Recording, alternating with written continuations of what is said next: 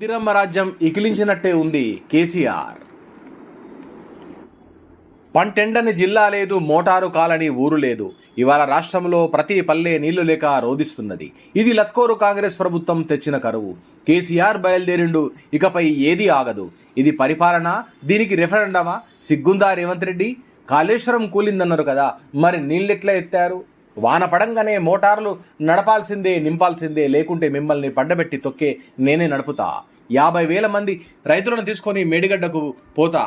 Private అప్పుల ఊబిలో రైతులు చిక్కుకున్నారు, అయినా సిగ్గులేని కాంగ్రెస్.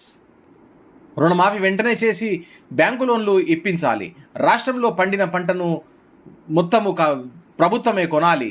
జొన్నలతో సహా అన్ని పంటలకు 500 బోనస్ ఇవ్వాలి. నేతలకు వెంటనే బకాయిలు చెల్లించాలి. వర్క్ ఆర్డర్లు ఇవ్వాలి. కరీంనగర్లో 4 సజీవ జలధారని సృష్టించింది బీఆర్ఎస్. 4 నెలల్లోనే కాంగ్రెస్ వాటిని మాయం చేసింది. చనిపోయిన రైతుల జాబితాను సర్కారుకి ఇచ్చినాం, అయినా ఉలుకులేదు పలుకులేదు. అడిగిన 4 గంటల్లోపే సీఎస్కి అందజేసినాం. కుటుంబానికి 25 లక్షల పరిహారం అందచేయాలి. వారందరినీ తప్పకుండా పరామర్శించాలి. ఎండిన పంటలు లెక్కలు తీసే పని మొదలు పెట్టాలి. ఎండిన ప్రతి ఎకరాకు 25,000 పరిహారం ఇవ్వాలి. హైదరాబాద్లో నీళ్ళ సమస్య ఎందుకొచ్చింది? వాటర్ ట్యాంకర్లు ఉచితంగా ఇవ్వాల్సిందే. బడి పోరగాళ్ళ బ్రేక్ఫాస్ట్ ఎత్తగొడతారా? సిగ్గున్నదా మీకు?